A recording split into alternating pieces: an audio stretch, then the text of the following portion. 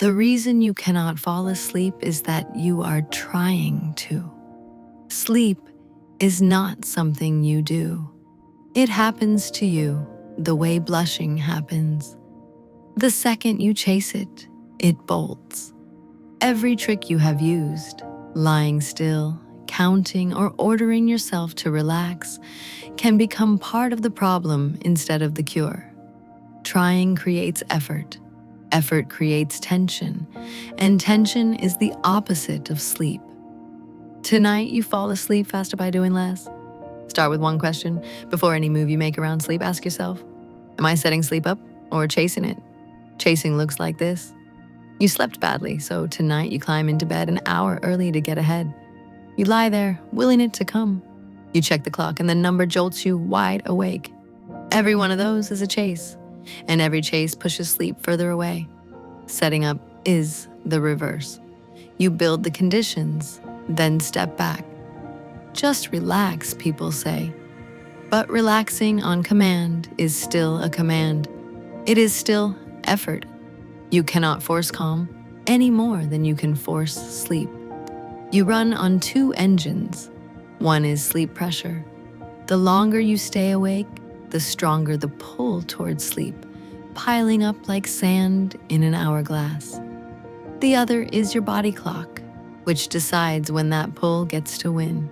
What overrides them is arousal, the alert, wired, trying state. So when you are lying there fighting for it, do the opposite. Get up, leave the bed. Sit somewhere dim and quiet until your eyes grow heavy. Then return. Name it, I am chasing, and walk away. After a rough night, every instinct screams to catch up. Go to bed early, sleep in. Do not. Sleeping in and early nights drain the pressure you built all day. Wake at your normal time and let last night's lost sleep become tonight's fuel. Ask, setting up or chasing? Catch yourself trying, name it, and leave the bed until you are sleepy. Keep your schedule. Stop hunting sleep. Set the table, and it comes home on its own. You spent yesterday in a cave, and last night beside a bonfire that never went out. Your body has no idea what time it is, because the one signal it trusts, you have been feeding it backwards. Indoor light feels bright to you. To the clock in your brain, it reads as dusk. The screen you hold at midnight reads as high noon. Fix the light and you fix the timing of sleep itself.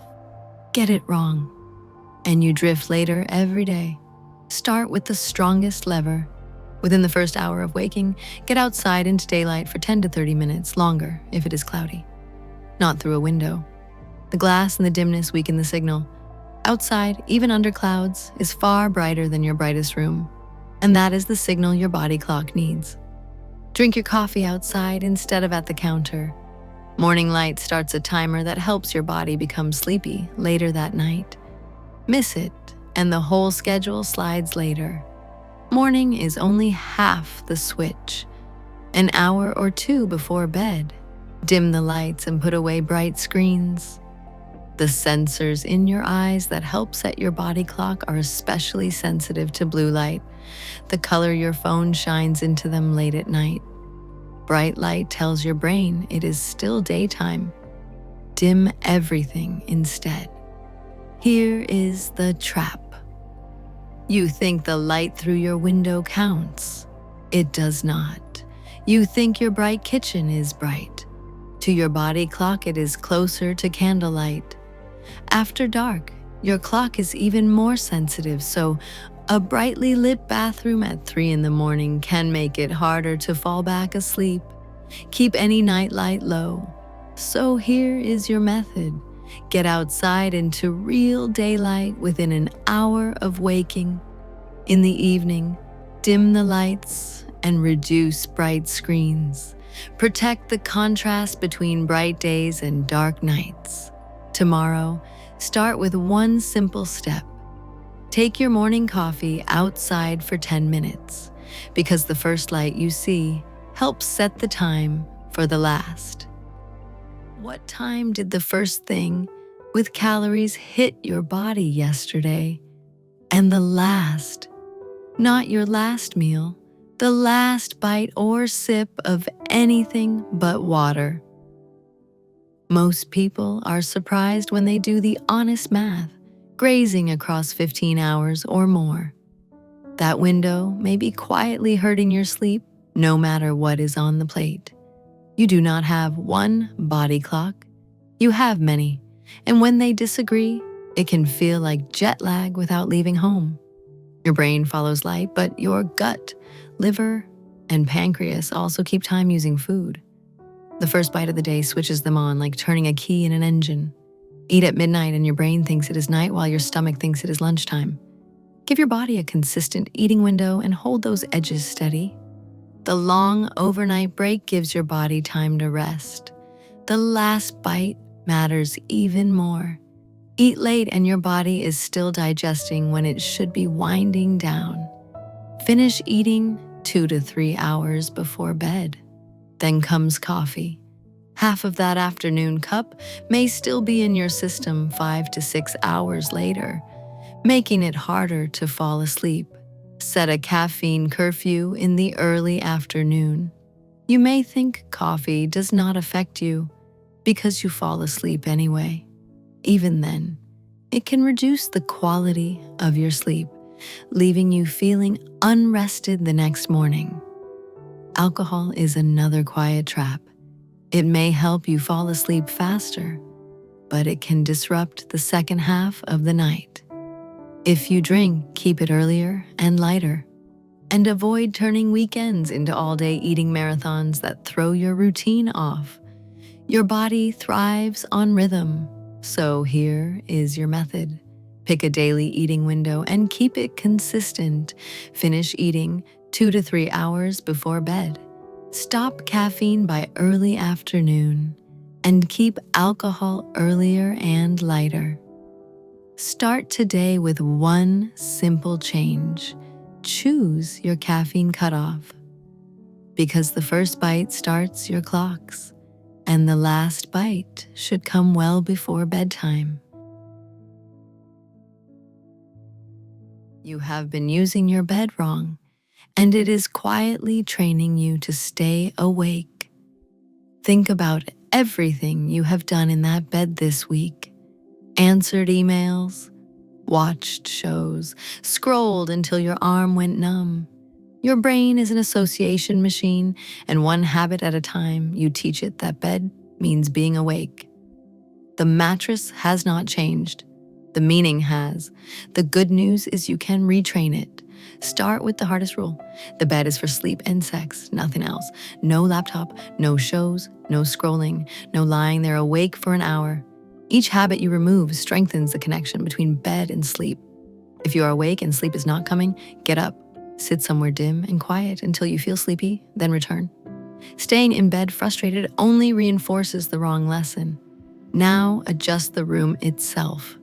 Keep it cool. Sleep begins with a drop in body temperature, so a warm room can make it harder to drift off. Around 65 degrees is a good target. Make it dark by covering or removing small lights, bright clocks, and glowing chargers. Keep it quiet or use a steady background sound like a fan to soften sudden noises.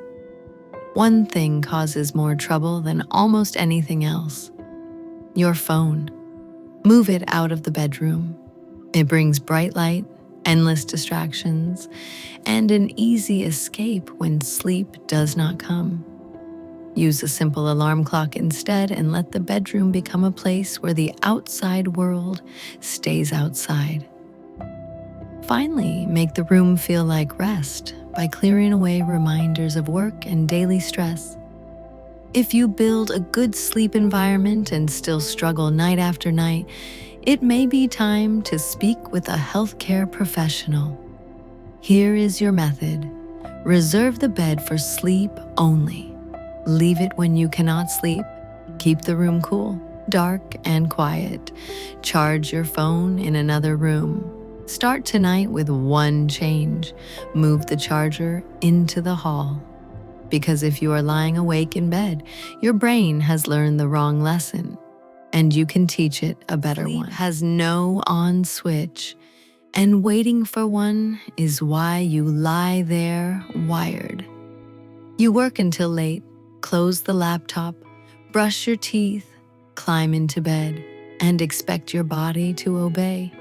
It cannot. You have asked a system running at full speed to stop instantly. Your nervous system does not flip. It winds down like a car easing off the highway. Skip the off-ramp, and you arrive in bed still moving too fast. Build the ramp, and sleep comes much more naturally. Give yourself a protected runway before bed. Aim for an hour if you can, but even 30 minutes helps. Fill it with the same calming activities every night. No work, no news, no endless scrolling, no conversations that raise your stress. Read a book, stretch, lower the lights, repeat the same order each evening until the routine itself becomes a signal that sleep is approaching. One habit makes that routine even stronger. Take a warm bath or shower about an hour before bed. As your body cools afterward, the drop in temperature becomes one of your body's natural cues for sleep. Pair it with dim lighting to reduce the bright signals that keep you alert. There is one relaxation mistake many people make. Slow breathing or progressive muscle relaxation can help, but only if the goal is to relax. The moment you use relaxation to force sleep, it becomes another form of effort. Relax because it feels calming, and let sleep arrive on its own. The people who sleep well usually begin slowing down long before bedtime. Their entire evening gradually becomes quieter, making the final hour feel effortless instead of rushed. Here is your method. Protect a calm, screen-free wind down every night. Use warm water and dim lighting to prepare your body. Practice relaxation without trying to force sleep. Start tonight by closing the laptop an hour before bed and lowering the lights. Sleep has a dimmer, not a switch, and your job is simply to turn it down. It is 1:40 in the morning and you are wide awake, solving tomorrow's problem again. You replay conversations and rehearse what you will say. The harder you think, the more awake you become. It feels productive, but it is a trap. What looks like problem solving is often something else, and once you recognize it, you can stop feeding it. Real problem solving moves toward a decision and ends. Rumination goes in circles without getting anywhere. At 2 in the morning, it is almost always rumination. When you notice your mind running the same loop, say to yourself, "This is rumination, not problem solving." That simple label helps break the illusion that you are making progress. Next, give your worries somewhere to go. An unfinished worry is like an open browser tab your brain refuses to close. Earlier in the evening, write every worry on the left side of a page and the next action for each one on the right. Not the complete solution, just the next step. When the thought returns at night, remind yourself it is already on the page. The worry that often causes the most trouble is the fear of not sleeping. Thoughts like, "Tomorrow will be ruined," only increase the alertness keeping you awake. Replace them with something more balanced, like, "I would prefer more sleep, but I have handled difficult days before, and resting calmly is still worthwhile." If your mind still refuses to settle, do not stay in bed fighting it. Get up, keep the lights low, and return only when you feel sleepy again. Here is your method. Catch the loop and name it. Write your worries down before bed with one next step for each. Replace catastrophic sleep thoughts with calmer, more realistic ones. Start tonight with 10 quiet minutes and a sheet of paper before bed. You cannot solve everything at 2 in the morning, but you can give your mind permission to rest. If you are not sleeping enough, the fix may be to spend less time in bed. not more. It sounds backwards, yet it is one of the most effective behavioral approaches for persistent insomnia. Spending 9 hours in bed to chase 6 hours of sleep often spreads sleep thin across the night. Reducing your time in bed helps build stronger sleep pressure and can make sleep deeper and more consistent. Start with one important distinction. Sleepy is not the same as tired. Sleepy means you could fall asleep if you sat quietly. Tired means you feel drained but remain fully awake. Go to bed only when you are truly sleepy. Then keep a simple sleep diary for 1 week. Record when you went to bed, how long you stayed awake, and when you got up. That gives you a realistic picture of how much you actually sleep. Use that average to create a sleep window. Anchor it to one fixed wake-up time and count backward to find your bedtime. Resist the temptation to go to bed early just because you slept poorly the night before. The extra sleep pressure you build is part of what helps the method work.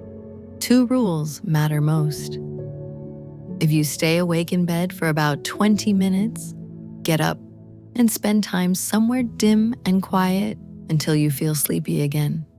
Then return to bed and keep the same wake-up time every day, even after a difficult night. Once you are sleeping well through most of your scheduled time in bed, gradually increase your sleep window by about 15 minutes each week until you reach the amount of sleep that leaves you feeling rested. If you have a medical condition or significant sleep difficulties, work with a healthcare professional before trying this approach. Here is your method. Keep a 1-week sleep diary. Set one fixed wake-up time and a matching sleep window. Leave the bed when you cannot sleep and protect your wake-up time every morning. Start tonight by choosing your wake-up time and counting your bedtime backward. You do not grab more sleep. You concentrate. There is no right time to go to bed. Enforcing the famous one might be why you cannot sleep. Early to bed, up with the sun, and 8 hours for everyone sounds like a rule, but it is not. The best schedule is personal. Some people naturally wake early, others naturally feel alert later at night. Fighting your body's timing can make healthy sleep feel impossible. Start by discovering your natural pattern. On days without alarms or obligations, notice when you naturally fall asleep and wake up. That rhythm reflects your body clock, not your character. If you need to shift earlier, use bright morning light and dim evenings to gradually move your schedule. There is another personal number to discover: how much sleep you actually need. Many adults do well between 7 and 9 hours, but individual needs vary. Chasing a number that does not fit you can leave you spending unnecessary time awake in bed. Pay attention to how much sleep leaves you feeling alert through the afternoon. Weekends create another hidden problem. Staying up late and sleeping until noon can throw your body clock off, making Monday feel like jet lag. Instead of protecting the bedtime, protect the wake-up time. Even after a late night, try to wake within about an hour of your usual schedule and get outside into morning light. Travel and naps also matter. Eastward travel is often harder on the body clock than westward travel, so expect to need more time to adjust. If you nap, keep it short, around 20 minutes and earlier in the afternoon, so it does not interfere with nighttime sleep. Here is your method. Learn your natural sleep timing. Find the amount of sleep that leaves you feeling your best. Keep a consistent wake-up time every day, including weekends. Start tomorrow by choosing one wake-up time and sticking with it all week. There is no universal right way to sleep. There is only the way that works for you. The sleep tracker on your wrist might be the thing keeping you awake. Every morning, it gives your night a score. If the score is poor, your whole day can feel worse, even if you felt fine before looking. You try harder, worry more, and sleep becomes a test instead of a natural process. Some sleep advice helps, some simply adds stress. Start with the tracker itself. Most consumer sleep trackers estimate sleep stages using signals like movement and heart rate, so they are not perfect. If the information helps you make calm, practical changes, great. But if you find yourself chasing a score or feeling anxious because of it, take it off. The best measure of a good night is still how you feel during the day. The biggest source of noise is often the fear of losing sleep. Caring about sleep is healthy. Fearing it keeps your mind alert and can make sleep harder to find. Hold both ideas at once. Protect your sleep, but remember that one difficult night is something you can recover from. When you hear new sleep advice, run it through a simple filter. Does it support your body's natural sleep processes? Is it a basic habit or just another gadget? And does it leave you feeling calmer or more worried? Focus on the fundamentals before chasing quick fixes. Finally, know when to ask for help. If you regularly snore loudly with gasping or pauses in breathing, speak with a healthcare professional. If you feel extremely sleepy during the day, seek medical advice. If you experience an uncomfortable urge to move your legs at rest, talk to a clinician. If you continue struggling with insomnia for months despite good habits, see a professional. Here is your method. If your tracker increases anxiety, stop using it. Protect your sleep without fearing it. Focus on the fundamentals. Recognize the signs that deserve medical attention. Start tonight by trusting how you feel instead of a number on a screen. You can make good sleep last for life, and it comes down to what you do after one bad night. Weeks of great sleep can be interrupted by travel, illness, stress, or a difficult season. One rough night does not erase your progress. What matters most is how you respond to it. Good sleepers have bad nights too. The difference is that they do not treat one difficult night as proof that everything has fallen apart. A bad night is a lapse. The real setback happens when you panic, abandon the habits that were working, and start changing everything at once. After a rough night, keep your routine steady. Wake up at your usual time. Get outside into morning light and allow sleep pressure to rebuild naturally. Some challenges last longer. A newborn, grief, illness, or frequent travel can disrupt even healthy sleep. During those seasons, protect the two habits that matter most whenever possible: a consistent wake-up time and morning light. When life settles down, return to the rest of your routine instead of assuming it has stopped working. If your sleep gradually slips, avoid blaming yourself or searching for another gadget. Run a simple check. Has your wake-up time become inconsistent?